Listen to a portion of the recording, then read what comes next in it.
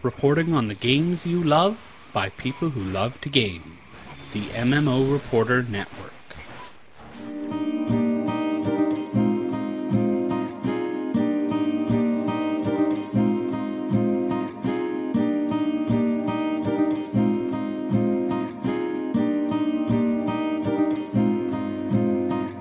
You're listening to LOTRO Reporter on the MMO Reporter Network. Brought to you by Audible. Go to audiblepodcast.com/MMO Reporter to get your first month free. And by Doghouse Systems. Go to doghousesystems.com and use the coupon code MMO Reporter to get a free 120 gig SSD with your purchase.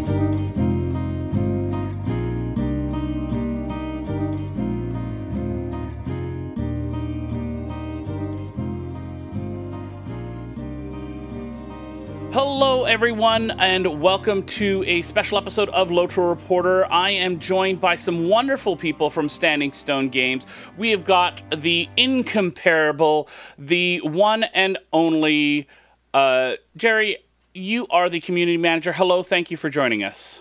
Yeah, thank you very much. Cordavan here, Jerry Snook, and I appreciate you being here. And we have got lead designer Dr. Octothorp. Hello, sir. Hi. And executive producer Severlin. Hello. Good morning. We have got a lot to talk about. I've been meaning to chat with you guys about the 10th anniversary. Life, of course, gets in the way. But before we get to that, it's now been a few months since you have spun off into Standing Stone's Games, started your own adventure separate from Turbine. I'm wondering, how is that going? How are things settling?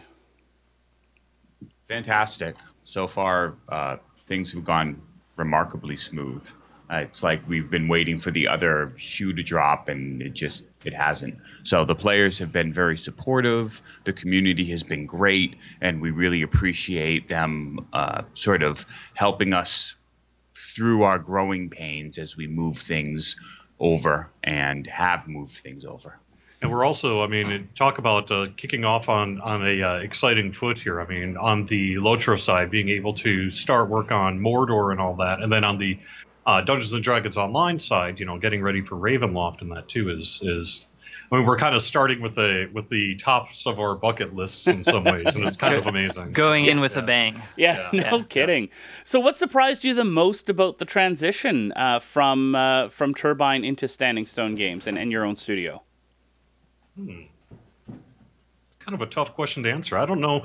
I'm not actually sure that I would say I'm particularly surprised about much of anything. I think we did a lot of planning and preparation ahead of time, and so far it's pretty much gone as we hoped it would. So I guess there haven't really been any major surprises. I can see why the comment was made that you're waiting for the other shoe to drop. When everything goes right and nothing goes wrong, you're just waiting for that moment when you're like, oh, okay, here it comes. Yeah, as storytellers, it just doesn't read quite right. We're like, exactly. There's got to be a big dramatic reversal somewhere right around here. Yeah. Well, you always pay the price somewhere, right? So for us, it was doing the due diligence before the actual transition, where it took much, much longer than anyone realized. But because that all of that was done well, the post-transition stuff, other than some IT and tech-related things, has gone very well. The only reason I'm saying that is I'm giving a shout out to some of our tech people who, if I said, no, everything has been smooth, they would strangle me. It's true that the unsung heroes really for this year at Standing Stone Games have absolutely been our operations crew who've really just pulled heroics to move all kinds of under the hood things that even many of us don't quite understand over into a separate place and make everything work without stopping work, stopping the games running, anything at all. But the players can see some of those growing pains in terms of like the store and the transition of how the store works and some other growing pains on that. And we really appreciate their patience on that as we move through those. Right, and I'm sure that now your internet will remain working at your desk now that you've remembered to put a shout out to the tech team. So let's jump from that into a really big event that happened just a few months ago here. The 10th anniversary event. LOTRO has now been released for 10 years. I remember I was actually a beta player many years ago, and it's been a wild ride through Middle Earth as we've gone through. So I think the question that I have, my favorite part of the 10th anniversary event was actually, Jerry, what you were doing with Chance Thomas and having him out and the countdown, the favorite songs. I know I am a monster fan of LOTRO Legacy. I think that sort of reworking of all those classic LOTRO themes into the new menu music, and it's great song on its own. Was one of the best parts of Riders of Rohan for me. I absolutely love that song. What was each of your favorite parts from the 10th anniversary event, whether it's like an in-game event or something that happened with the community? What did you enjoy about this event? Well, for me, it's kind of easy. I really enjoy being able to sort of let me sort of get a little fast and loose with my admin character on the live game worlds. I mean, what community manager doesn't have a part of their brain that's like, if only I could just someday. And I actually got the opportunity to do some of that, in a non-damaging way, of course. But I really just got to like kind of spawn some monsters and hang out and really kind of let the fun fly here for the 10th anniversary. So that's always a huge amount of fun. And so that's got to be a personal favorite for me.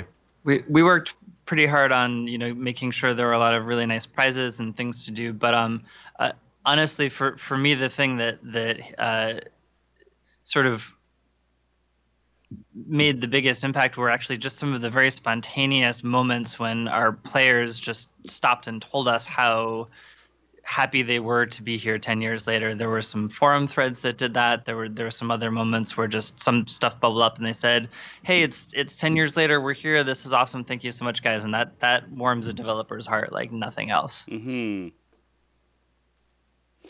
And I think for me, sorry. Okay, go ahead, Severlin. I think for me, I know this sounds corny, but seeing the nostalgia in sort of the people working on the game and the people who have worked on the game and realize where they've been and like how everything has worked out to give us the chance to go where we're going, I think was a big deal for me. And would you say, without not specific numbers or anything, but would you say that there's a large portion of the team that was there at launch, a small portion, a tiny core that has made it the entire 10 years? There are a good few souls who've made it the whole way across the. Wow, that's pretty. That must be a pretty cool experience. I know. 1 year at PAX East, I actually ran into someone who had just weeks before been hired.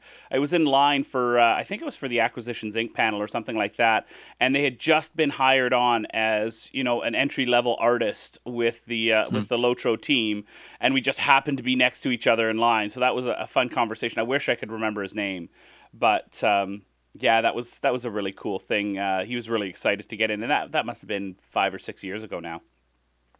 Sure, and it's interesting listening to Chris Pearson talk about the lore and how it's impacted the history of the game and some of the decisions that they made even before the launch of the game in the design, in the inception of it, and how that's affected sort of the 10 years. Yeah.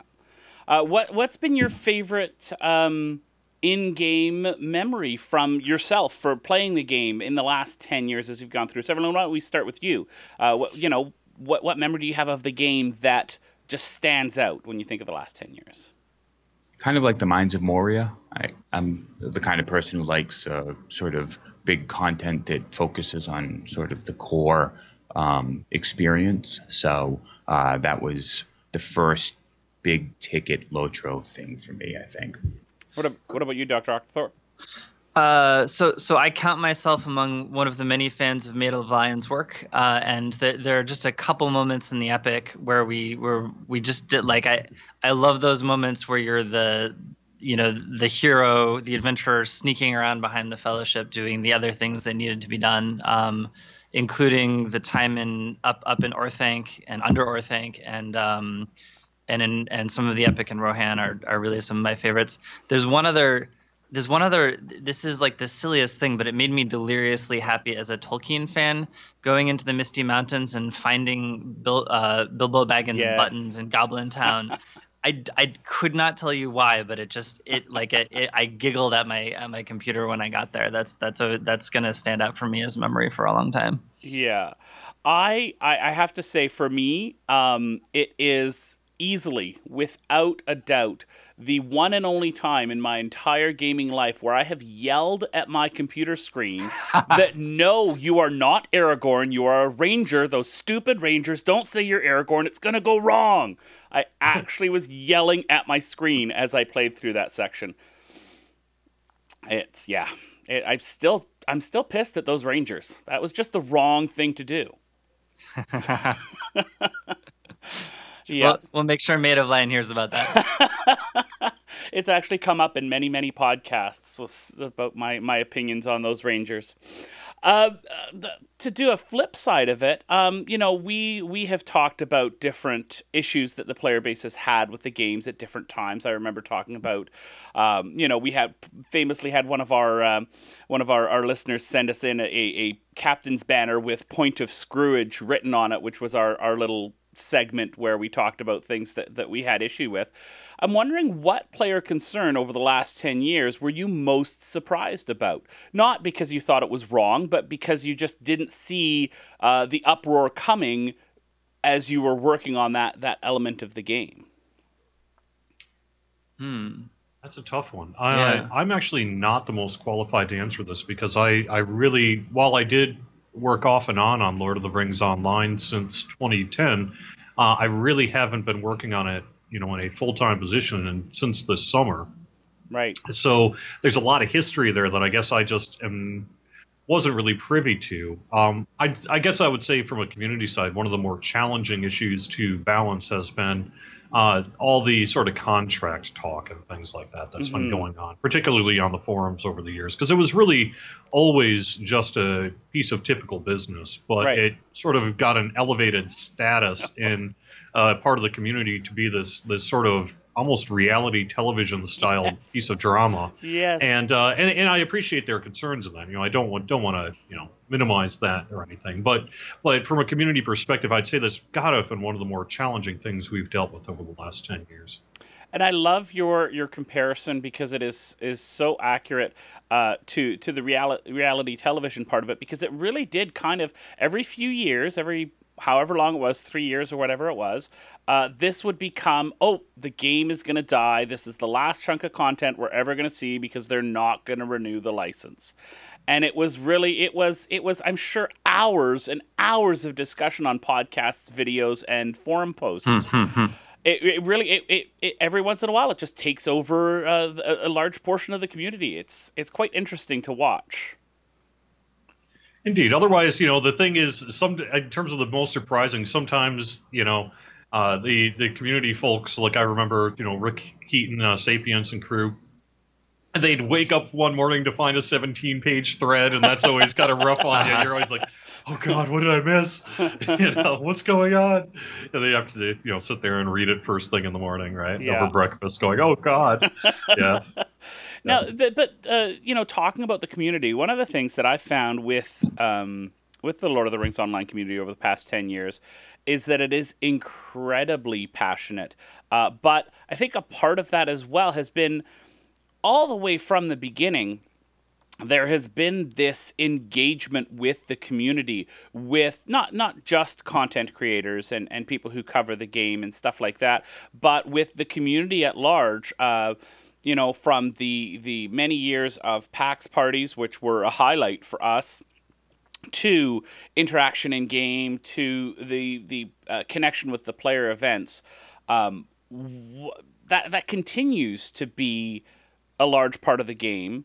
What do you think it is about Tolkien's world and wrapping in Standing Stone Games and before that Turbine's Approach that keeps this connection, this community strong for this long of a lifetime of a game? 10 years is a long time for a game to be around. So what is it about what you guys do, maybe connected with Tolkien, that creates this very vibrant community? Well, having come from other games, more recently perhaps than some people, I can tell you there are a number of ways, maybe even surprising ways, that the community is unique. There are just some things that the community engages in as a group that's sort of unique to the Lord of the Rings players. First of all, the deep lore that they can discuss and care about. When we put in something, and they will go back and forth through it with a fine-tooth comb and see how it matches up to the written material in a manner and in a manner of detail that is pretty impressive.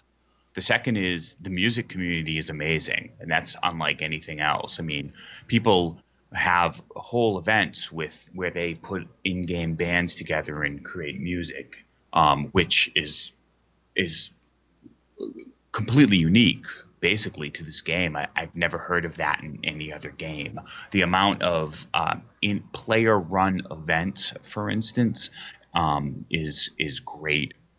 So there are a lot of things that happen in LOTRO and that make the community unique, that helps to I don't want to say keep the players engaged, because that really sounds like business speak, but it draws the players back in a way that it's clear that they're emotionally invested. Right. And that's kind of scary as an executive producer.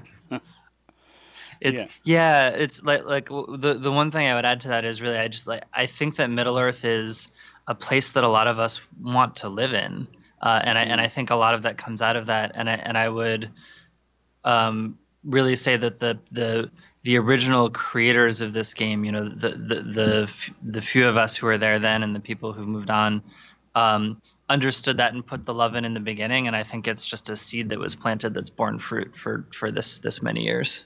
And one of the things about it as well, from a player perspective, is the immersion of, because you talked about, you know, back from the beginning, the immersion of the game world itself. You know, at this point, 10 years in, it is, you know, it's not the same graphical fidelity as Black Desert Online, for example. Mm-hmm. But there is nothing like going to one of the vistas in Lord of the Rings Online, looking out at the world. And every time that happens, I think to the whatever coding engine genius happened, the magic, you know, maybe there's a little bit of the One Ring power in that engine to power it, because it is still one of the most beautiful things to experience in game, going out in those landscapes. There's very few games that can create that can recreate that at all.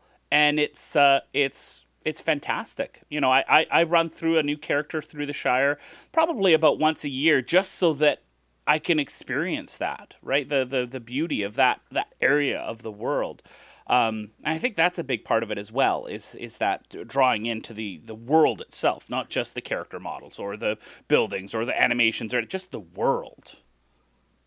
Yeah. I've always felt that, you know, the landscape work and that in Lord of the Rings Online has really been one of its core strengths, for sure. Yeah. I show every year. I show I'm a music teacher as my day job, and there's a online comic called Tone Deaf Comics that has a wonderful comic that what musical instruments would be if they were Lord of the Rings characters, and it's things like the orcs are the percussion, they're senseless creatures created just to beat things. And the saxophone is Gollum, a hideous, wretched creature that nobody wants to be there. You know, and of course the conductor is Sauron, sees all and will destroy all who oppose his will. So that's just a funny connection. Let's move on. I want to talk about Mordor. I watched your live stream the other day, and it was really hard not to jump up and down at work at lunch as I watched that video, at the different parts that you talked about. How excited are you? Dr. Octothorp, let's start with you. I mean, this is Mordor. This is the destination that our winding path has taken us to over the past 10 years. You get to go work on that every day. What's that like? Yeah, it is super exciting. There's also a lot of, we have not just work deadlines, but the burden of expectation, right? Like we know that we're not just making another stretch of content. When we were working on, the middle of Gondor a couple of years ago, we wanted it to be good, but it just needed to be Gondor. This doesn't just need to be Gondor. This needs to be Mordor, and I'm not saying I don't want the responsibility, but it's a serious responsibility. A little weight on your shoulders as you work. There's no stress at all. Yeah, there's no stress at all. I'm sure. Nah, no problem. We got this, guys. Yeah. We got this. Ask him 6 weeks ago or 6 weeks in the future. Right. When he's not So you talked a little bit about the epic story, and about how Mordor will be the end of the epic story that we have traveled on for the past 10 years. With this expansion, the new epic story that you've talked about, the other stories that you need to tell, are you looking at one narrative after this that will take the place of the epic story, or gameplay-wise, or are you looking at smaller chunks of narratives that will be their own stories? For example, are we going to have one story that's going to drive the game like we've had the epic story for the next 10 years? Or are we looking at, okay, this expansion will have this? No. Yeah, I want to clarify that. We're not saying the epic story is ending here with Mordor. Okay. We are moving on, at least for now, with our own story that we want to tell. Right. But we're not saying that, no, the epic story is officially book closed kind of a thing. That's not the case. Yeah, let me rephrase that maybe. The story of the ring is ending. Right? That's ending with Mordor, if I remember the right. There won't be much more to tell about the ring itself. Right. Pretty soon. There is more story to tell that fits into the proper and classical epic as we follow the remaining members of the company to sort of back homewards into their various ends. What we want to do, sort of in addition to that, and so we're going to those stories may not come in as regular installments as we've done in the past, and what we're going to do is we're going to tell some smaller form stories of our own. And we want to tie them to places, and we want to make them specific. In a lot of ways, if you think about it, the nature of what LOTRO is has to grow and evolve at this point. Mm-hmm. We see this as a shift from the story of the Fellowship to the story of all of these other adventurers who've made their way from the Shire all the way to Mordor. And we're going to start telling stories that put them in the center, that still cleave very, very close to the lore, tell the stories of the place, do the things that we've always been doing, but we want to do it in a slightly different format because we think it's a better way to tell the stories and a better experience to build the world out going forward. So the Black Book of Mordor is the first of those, basically. Right. It's definitely... Oh, go ahead. It's definitely exciting to move forward and do our own story where the players step kind of out of the shadow of the Fellowship and start having to maintain the good in Middle-earth. But it's also, there's a responsibility there to be able to do it without it feeling like it's no longer Lord of the Rings. Mm-hmm. And I'm very confident in both our lore people and our world builders to continue to do that, so that there is always a reminder of the source material and that it feels like Tolkien's world. To answer your question about length in particular, though, I think we don't necessarily have a hard and fast rule at this point. We do have a story we're telling here with the Black Book of Mordor, but I don't think we want to say, yes, this will be the story for the next decade or something like that. Right. I think we may well, have some longer, some shorter. We'll be doing different things, I think, over time here, right? There are also a lot of side stories that can get tied in various ways into the main story, particularly with Mordor and I don't want to spoil too much, but the many factions. I think that the players will, in order to get the full picture of what's going on, there are a lot of threads to pick up. Would you say that would it be correct to say that where the common thread of the epic story so far was the Fellowship and the Ring, now the common thread between the new epic stories will be the players? Yes, sort of. I mean, I think that we're gonna. If there's one thing that I've learned about storytelling over years of doing it in video games, it's that really simple formulas very rarely actually manage to apply to all the stories you ever want to tell. So we know a lot about the story that we want to tell for the Black Book of Mordor, and we're pretty confident that we can sort of start this new paradigm of books like this, where where we tell some other stories, but the nature of them we don't want to commit ourselves to. We think that there's a lot of interesting possibility out there. One of the interesting things is one of our goals for Mordor was to create iconic characters that have risen in the vacuum in power. The issue was that because the lore people wanted the stories to sort of entice and surprise the players, we haven't really talked about those iconic people because we want the story to come out organically. And so it's hard for the players to kind of see our mad scheme of introducing these dangerous and ambitious Mordor lieutenants that have now become champions because we haven't talked about them much.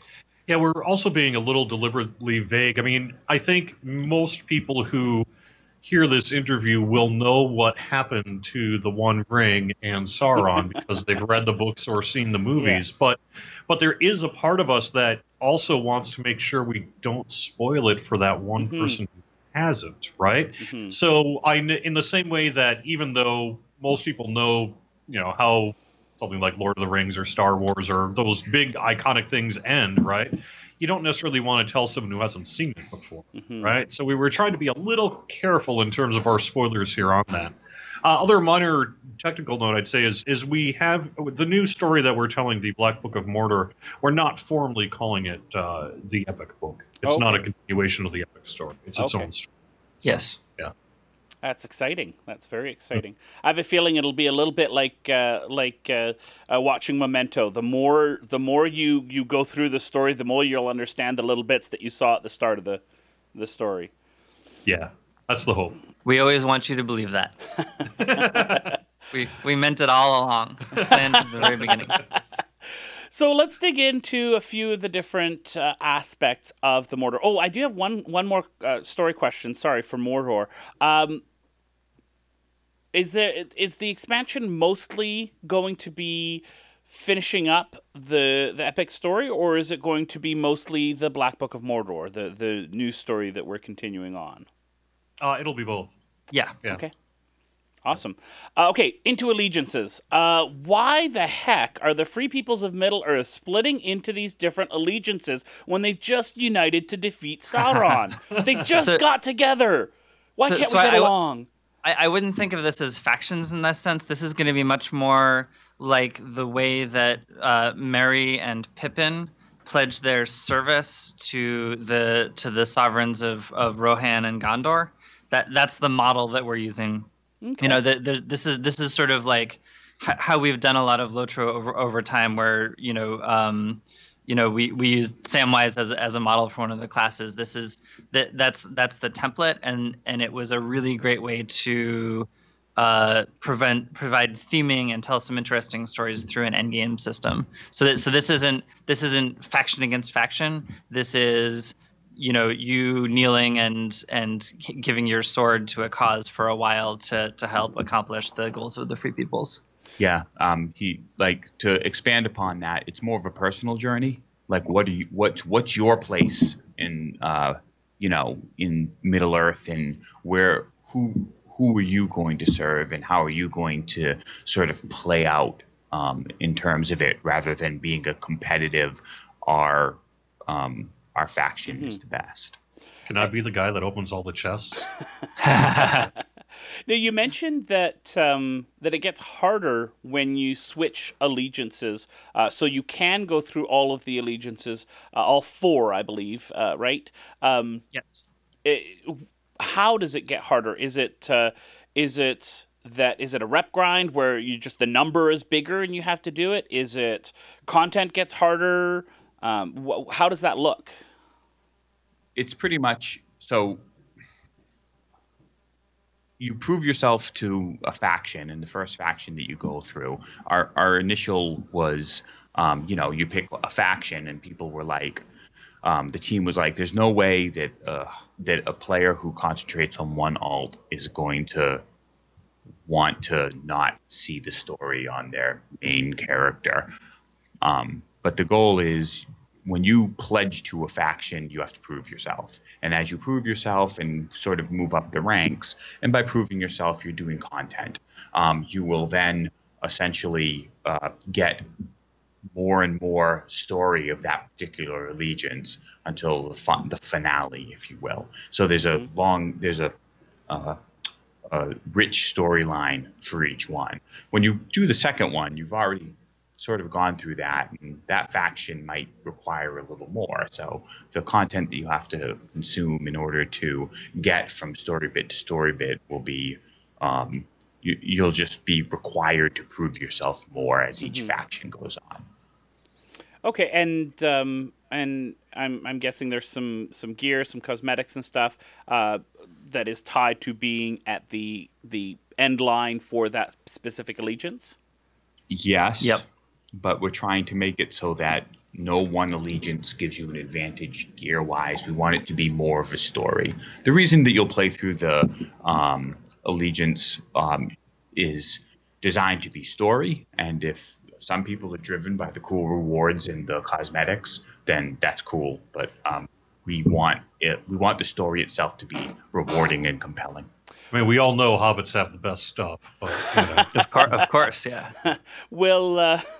They've got the best food, I'm sure. Will any of the allegiances, will they all have similar stat-wise gear, although it may have a different look? You were mentioning you didn't want a specific one. Yes, and in fact, the way it will work is you'll barter for most of the prizes. So it'll literally be getting through an allegiance will give you barter access to most of the a certain number of the rewards, and it will be flat across. There'll be a couple things that will be thematically tied in, more on the cosmetic side, right? Just so that you felt like you spent some time with the elves when you spent some time with the elves. Like, we don't want your main burglar to feel compelled to do the Hobbit allegiance just because you think that that's where the best statistical gear that's is. Where I was going to go. Yeah, that's fantastic.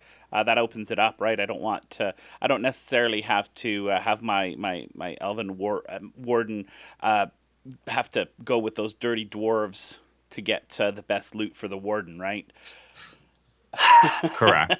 But on the other hand, your elven warden can completely decide that the good and noble dwarves are worthy of your fealty without worrying that you're taking a statistical loss of any. Right. It's really kind of this is your story, and how do you want to tell it? Mm-hmm. Exactly. This is the story you want to tell for your character, and different every play style will be accommodated in some way. If you're an alter, it's great. If you never ever alt, there's a way to do that too. Right.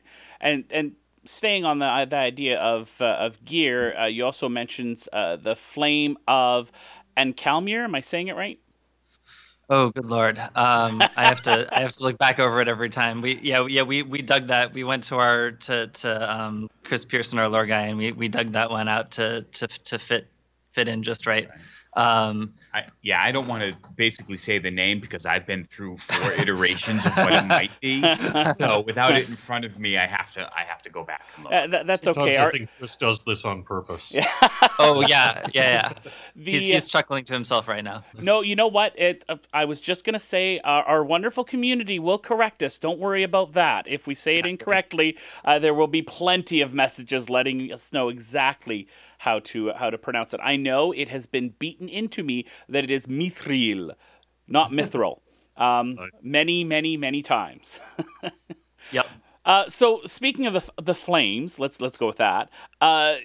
You mentioned that it allows you to take items that are found, not all items, but a lot of items that are found throughout Mordor, and convert them into Ashes of Gorgoroth, which is a barter item, and then you can barter that to get the gear. That gear, is that looking to be of equal quality to the gear that you get through the Allegiance system, or is the Allegiance system end game and this is like world drops? Well, so what'll happen is the original, if I remember correctly, and I haven't gone specifically through the gearing, the Allegiance stuff at the top end is going to be providing stuff equal to the instances, at least, so that there's some good gear there. Mm-hmm. And the instancing gear is what you can get from the Ashes. So the Ashes don't give you alternate gear. You can actually buy the stuff that isn't dropping. Okay. It's basically to protect the players. We want the players to have their cake and eat it too. We want the excitement of finally getting a drop, but we don't want the frustration of being near the end of the thing and all of your gear is useless when you're waiting for that one item. Mm-hmm. Every piece of gear that you get that you've already gotten, just you turn it to dust, and it's another step towards that final item that you can just purchase off the vendor. Also, remember that there are a lot of slots where we are generously re-gearing players over the course of Mordor, and not every reward system will grant every slot. I don't have this. I also don't, not having the spreadsheets in front of me, I would get this wrong if I tried to get super precise. But you might get some of the current best in slot stuff from the Allegiance system. You might get some other of it from crafting or from lockboxes. And so the Ash of Gorgoroth system would still be useful even if it didn't give you some of the things you got from the Allegiance system. So players who are not interested in doing instances, doing dungeons, going through that system, through their experiences going through content in the expansion itself, they will get more ashes, and they'll get gear, they'll convert it to ashes, and then through trading in time, they'll be able to get some of this gear that they would have gotten through other means that they're not interested in. Is that I think correct? I think the intention is more of a safety net than, say, a direct path to acquire gear. But I suppose you could probably use it that way to some extent if you wanted to. Okay. Yeah. Some of the non-repeating rewards won't break down to ash because we don't want the players to find the best way of getting gear to not actually do the content, but to grind sort of old content. Yeah. So if it's something that the gear drops with a certain frequency and we can do it, we'll allow that gear to be deconstructed. But if it's something that has no limit to how much you can get, we don't want the players to feel that they can sort of grind one area for the same piece of gear over and over again and break it down, and that's the best way to gear up, because we just don't think that would be fun. Right, because you could have a whole bunch of level 115s running through Angmar and trying to min-max their way to getting the best stuff. This is region specific as well. Oh, okay. So it's just for Mordor. Yeah. Correct. Okay. Perfect. Now, you also mentioned that you're increasing the level cap every time, though, and this is something that's, in my experience, is fairly specific to the Lord of the Rings Online. There is a small yet very vocal part of the community that's against any sort of level cap increase. Why do you think it is that that's the case in this particular game? I actually read that as a good thing in a weird way. Players work really, really hard to get their characters sort of so that they feel good about them and so that they're all kitted out and they care a lot about them. And I think a lot of the time that's just the way that players, it's a natural reaction when you've put all that time in. And we believe that, diving back into the pool after you've been out of the pool for a little while and growing your character again is still a good experience, even when that first reaction is, am I really going to get into my swimsuit and dive back into the pool? There have probably been some stretches in the very long tenure history where we didn't design that gearing up as well as some of the other times, and maybe some people have some some memories of when it didn't feel as rewarding as it could have. But I don't even read it as a purely negative thing. I read it as an expression of how deeply players care about their characters. I think part of it too is because the game focuses so much on community and story, there are a subset of players that really don't care. They level up in order to get to a place in the story where they feel their character has a certain place in the world, and when we increase the level cap, it basically shakes that up.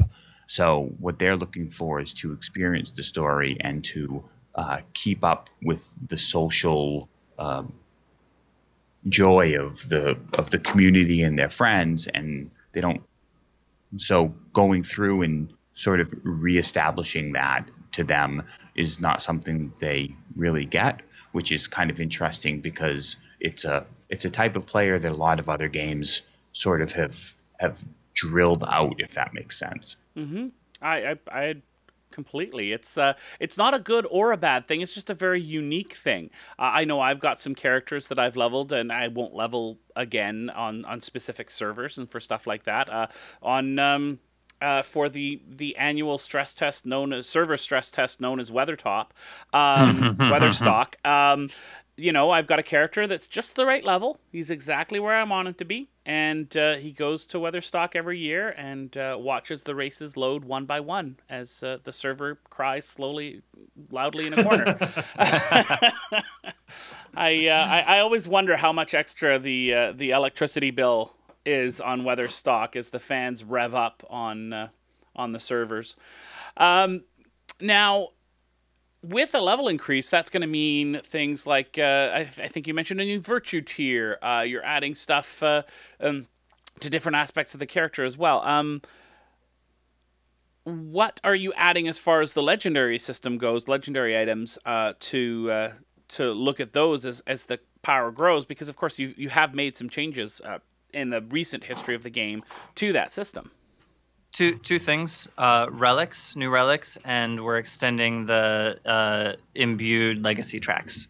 So the imbued legacy tiers should be fairly familiar to players who are at cap levels by now.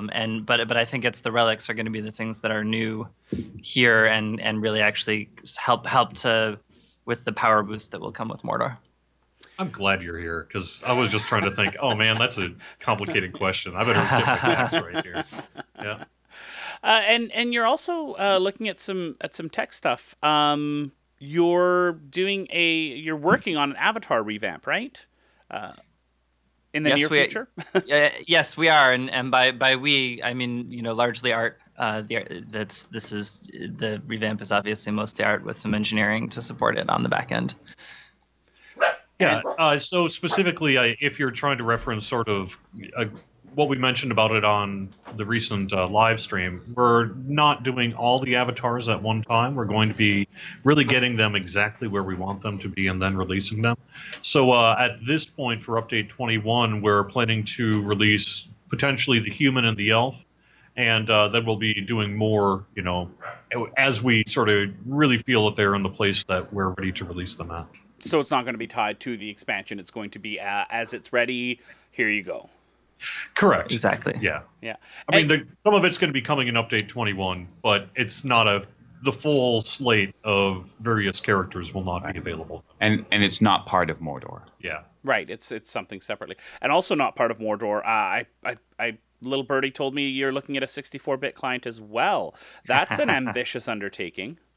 It is very ambitious. In fact, I probably shouldn't be talking about it until we have sort of a proof of concept running in-house, because a lot of things could still derail it. There's a lot of old software and libraries that the game uses because it was created, tech decisions were made not 10 years ago, but like 14 years ago that we would have to find 64-bit versions of in order to go forward with this, or somehow get source code and try to compile it ourselves. So it's a big undertaking, but we're definitely looking at that because we think that there are parts of the game that are so big that it's hard to contain in a 32-bit environment.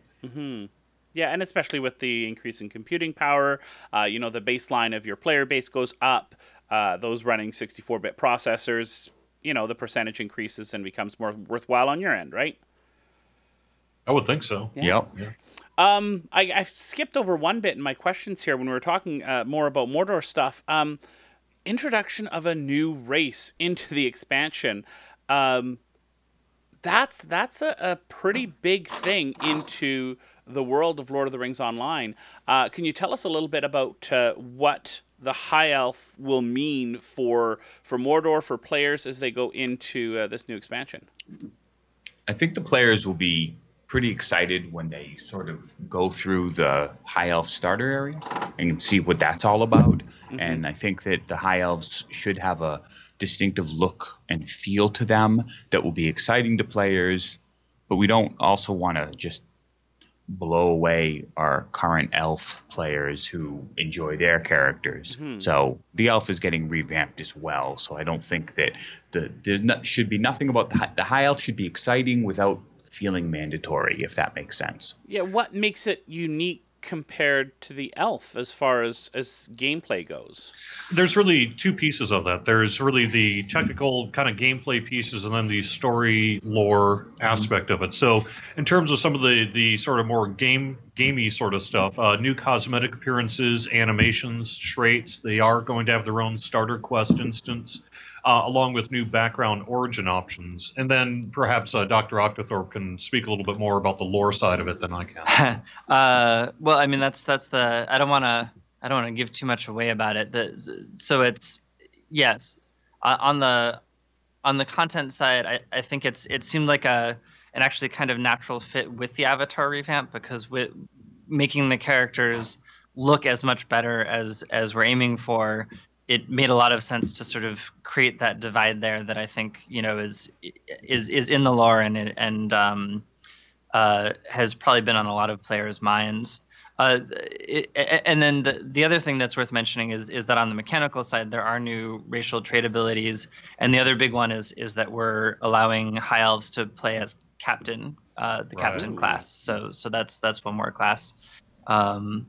Severlin made a very strong case for also burglar, but we couldn't. The lore voices on the team just couldn't quite.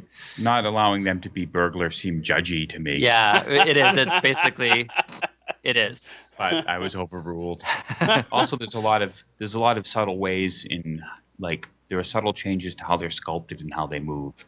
They ride horses different.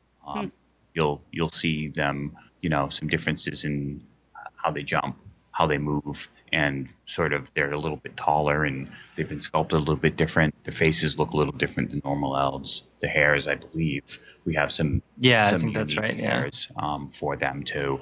Although it's going to be hard pressed not to move some of those onto the normal elves as well to give them more options. So we'll see how that sort of ends up.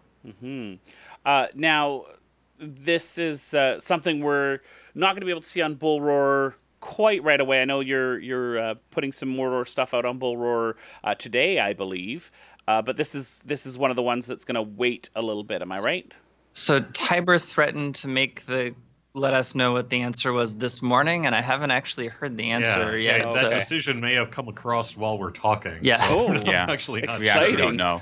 Well, the thing is, there were some big changes put in late, and we want to make sure we don't want to promise them and have the changes not compile right, or something went wrong with the build or whatever. So we're reserving the right to either release or not release as a surprise to the players as we go forward and look at them ourselves. It's suspenseful and exciting now, but in the big picture, in one of the Bull Roar releases sometime soon, players will be able to get their hands on high elves. Yeah, this is the first of several, not sort of the one preview of the one preview of one preview to rule them all. So will we, what's our plan for the next little while? Are we be getting more and more of the Mordor expansion onto Bull Roar for testing over the course of the summer? Yeah, I don't think it's going to be taking that long, but over the course of the next several weekends here, I think we'll be seeing some stuff on You should Bull see a new build basically once a weekend, each weekend wonderful. leading up to as we go. So you'll be able to see sort of things getting finished and all of the pieces coming together with us. Right. Now, I know that you mentioned this on the live stream as well, that you're not quite ready to talk about the business side, the different types of ways that we'll be able to buy the expansion, the different editions and stuff like that. Was there any consideration at all, because I'm a sucker for these, was there any consideration at all at looking at a physical collector's edition? Did we talk about it inside of the house? I'm sure we did, but ultimately that we've kind of opted to not go the physical edition route at this time. You might have to ask Quartermaster you more about that later on in the process to hear to hear how decisions got made and why. Well, part of it is the sort of, as the business moves more and more to digital distribution, there have been certain subsystems and decisions made both from our previous company and from our current company that have continued in that direction. So as much as I love having, the Lord of the Rings box sort of on my desk and the goodies that go in and maps and whatever, we've been moving away from that. We've also received some feedback that a lot of the players value more sort of the in-game goodies that they can actually experience while they're playing, and so that having the map next to them isn't quite as cool as maybe having a new mount or a pet or things that actually affect their game experience. I am mocked relentlessly for this by my co-hosts. I am a collector's edition collector to a very sad level. It's really, I'm mocked. It's quite bad. So I have to ask though, and I know it's just us. There's nobody's going to listen to this. Not at all, right? We can just talk freely. You have a launch date in mind, don't you? Sure. We certainly do have one in mind. Nothing more than that. No teases, no hints, no wishes, no nothing. Just when it's ready, and it'll be a day of the week that ends in day. Nice. Hey guys, this has been an absolutely wonderful conversation. I always love chatting with you guys about the Lord of the Rings Online, and I am excited. I think in my first impressions of the Black Gate video, I think I may have squealed on the video just a little bit. Okay, a lot. But this is content that the player base, I think I speak for a large part of the player base. We have been waiting for this. We're excited for this. Don't screw it up. No pressure. No, we're really are excited to be able to not just bring this to you, but to be able to work on that on this section ourselves. So we too want to make sure that we get it right, and we feel like we're going to. So we're really looking forward to people to seeing this not only today on Bull Roar, but in future weeks, and then to take part in this journey with us here. Do not, Dr. Octothorp, don't think that it's a weight on your shoulder. Think that it is merely the weight of the LOTRO community guiding you along and helping you along through this process. No stress. No stress. All right. The LOTRO community is now Obi-Wan Kenobi. That's right. Speaking to me in holographic. I got it. Well, thanks to all three of you for chatting. It's been an absolute pleasure. Oh, thank you very much. Thank you. Thanks so much. Before I let you go, I just want to mention a couple of quick questions that we got from listeners. First of all, how is the hunt for stacking effects and other performance improvements going? The last fix regarding spell effects in groups helped a lot for me. That's from Gump's Gang. And Jerry Snook replied, for stacking issue, we've implemented monitoring behind the scenes that will help us find and fix these when they happened. He hasn't heard of any new ones recently, but it is on their radar. And finally, will there be a new guild rep locked from the current level 105 tier of crafting, tier 10, now that we are moving on to level 115? And the response from Jerry was that there will be no new guild tier of crafting as far as he knows. So that is our show for this week. Thanks again for coming out and listening to what we have to talk about in Lord of the Rings Online. If you want anything else from LOTRO Reporter or MMO Reporter, check out MMOReporter.com. You can find all our podcasts and videos there. Thanks for listening. We hope to see you next show, but most importantly, we hope to see you in game.